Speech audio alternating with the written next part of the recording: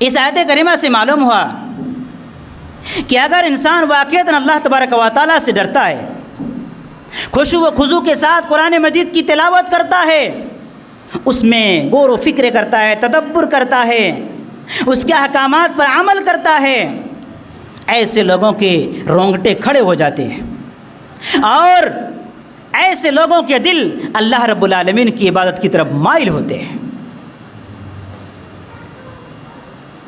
حضرت عبداللہ بن مسعود رضی اللہ تعالیٰ عنہ کا بیان ہے، صحیح بخاری مسلم کی حدیث ہے، اللہ کے نبی جناب محمد الرسول اللہ صلی اللہ علیہ وسلم نے فرمایا، اقرأ علی القرآن، اے عبداللہ بن مسعود مجھے قرآن پڑھ کر سناؤ۔ عبداللہ بن مسعود رضی اللہ تعالیٰ عنہ کہتے ہیں، میں نے کہا اللہ کے رسول قرآن تو آپ ہی کے اوپر نازل ہوا ہے۔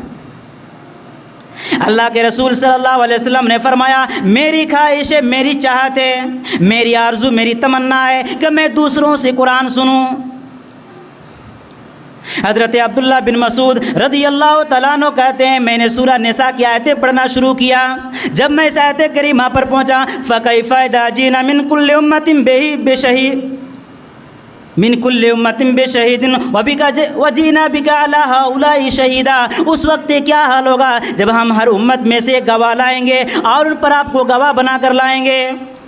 حضرت عبداللہ بن مسعود رضی اللہ تعالیٰ عنہ کہتے ہیں، میں نے دیکھا کہ نبی علیہ الصلوۃ والسلام کی آنکھیں اشک بار ہیں، آپ کی آنکھوں سے آنسو بہہ رہے ہیں۔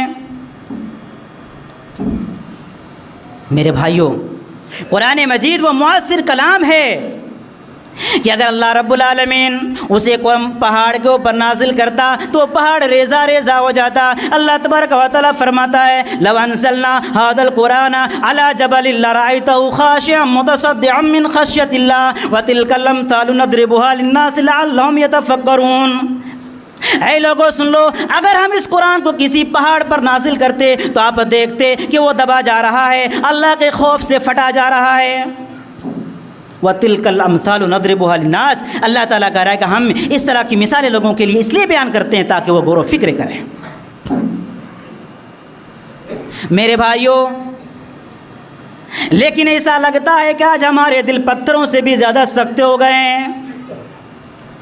اللہ رب العالمین سورہ بقرہ کے اندر ارشاد فرماتا ہے، ثُمَّ قَسَتْ قُلُوبُكُم مِّن بَعْدِ ذَلِكَ فَهِيَ كَالْحِجَارَةِ أَوْ أَشَدُّ قَسْوَةً وَإِنَّ مِنَ الْحِجَارَةِ لَمَا يَتَفَجَّرُ مِنْهُ الْأَنْهَارُ وَإِنَّ مِنْهَا لَمَا يَشَّقَّقُ فَيَخْرُجُ مِنْهُ الْمَاءُ وَإِنَّ مِنْهَا لَمَا يَهْبِطُ مِنْ خَشْيَةِ اللَّهِ۔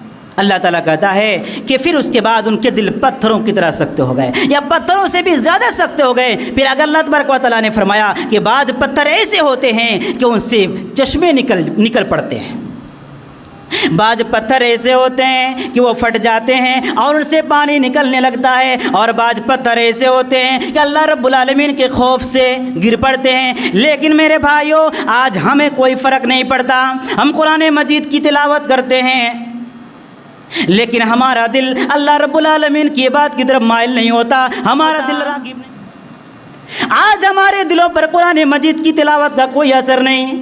ہم قرآن مجید کی تلاوت کرتے ہیں لیکن اس کی تعلیمات پر عمل نہیں کرتے۔ ہم قرآن مجید کی تلاوت کرتے ہیں لیکن اس کے مقرر کردہ حدود پر نہیں رکتے، بلکہ ان سے تجاوز کر جاتے ہیں۔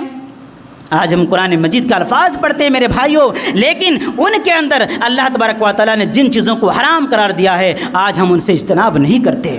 میرے بھائیوں سن لو، اگر قرآن مجید کی تلاوت کے بعد بھی ہمارے اندر کوئی چینجنگ نہیں آتی، ہمارے اندر کوئی پریورتن نہیں آتا، ہمارے اندر تبدیلی نہیں آتی، تو جان لے کر ہمارا دل مردہ ہو چکا ہے، ہمارا دل مر چکا ہے۔ میرے بھائیوں، رونا زندہ دلی کی علامت ہے، آنکھوں سے آنسوؤں کا نکلنا ایک حقیقی مومن کی نشانی ہے، حقیقی مومن کی پہچان ہے۔ اللہ تبارک و تعالیٰ فرماتا ہے، انما المؤمنون الذین اذا ذکر اللہ وجلت قلوبهم واذا تلیت علیہم آیاتہ زادتہم ایمانا وعلی ربہم یتوکلون۔ حقیقی مومن وہ ہیں کہ جب ان کے سامنے اللہ کا ذکر ہوتا ہے، اللہ کا نام لیا جاتا ہے، ان کے دل ڈر جاتے ہیں۔ وَإِذَا تُلِيَتْ عَلَيْهِمْ آيَاتُهُ زَادَتْهُمْ ایمانا، اور جب ان کے سامنے قرآن مجید پڑھا جاتا ہے، قرآن مجید کی تلاوت کی جاتی ہے تو ان کے ایمان میں اضافہ ہو جاتا ہے اور وہ اللہ رب العالمین پر بھروسہ کرتے ہیں۔ میرے بھائیوں، ہمیں قیامت کے دن کی شرمندگی سے بچنے کا اہتمام کرنا چاہیے. ہمیں قرآن مجید کی کثرت سے تلاوت کرنی چاہیے. اللہ رب العالمین کے احکامات پر عمل کرنا چاہیے، ورنہ ہمارا انجام بہت ہی خطرناک ہونے والا ہے. اللہ رب العالمین فرماتا ہے وَمَنْ أَعْرَضَ عَنْ ذِكْرِي فَإِنَّ لَهُ مَعِيشَةً ضَنْكًا وَنَحْشُرُهُ يَوْمَ الْقِيَامَةِ أَعْمَىٰ قَالَ رَبِّ لِمَ حَشَرْتَنِي أَعْمَىٰ وَقَدْ كُنتُ بَصِيرًا قَالَ كَذَٰلِكَ أَتَتْكَ آيَاتُنَا فَنَسِيتَهَا وَكَذَٰلِكَ الْيَوْمَ تُنسَىٰ. اللہ رب العالمین فرما رہا ہے کہ جو میرے ذکر سے اعراض کرے گا، جو میری تعلیمات سے منہ موڑے گا، ہم اس کی دنیاوی زندگی تنگ کر دیں گے. آج دنیا تنگ ہو رہی ہے ہمارے لیے. وَنَحْشُرُهُ يَوْمَ الْقِيَامَةِ أَعْمَىٰ، اور ہم قیامت کے دن اسے اندھا بنا کر اٹھائیں گے. قَالَ رَبِّ لِمَ حَشَرْتَنِي أَعْمَىٰ، وہ کہے گا پروردگار عالم تو نے مجھے اندھا بنا کر کیوں اٹھایا؟ میں تو آنکھ والا تھا، میں تو پوری دنیا کا چکر لگایا کرتا تھا. اللہ تعالیٰ کہے گا کذالک اتتک آیاتنا فنسیتہا وکذالک اليوم تنسی. اسی طرح ہمارے نبی بھی تمہارے پاس آئے تھے، ہمارے رسول تمہارے پاس آئے، ہماری کتابیں تمہارے پاس آئی، ہمارے نبیوں نے ہماری تعلیمات کو تمہارے سامنے پیش کیا، لیکن تم نے انہیں فراموش کر دیا، تم نے انہیں بھلا دیا، تم نے انہیں پشے پست ڈال دیا، اس لیے آج تجھے بھلا دیا جا رہا ہے. میرے بھائیوں،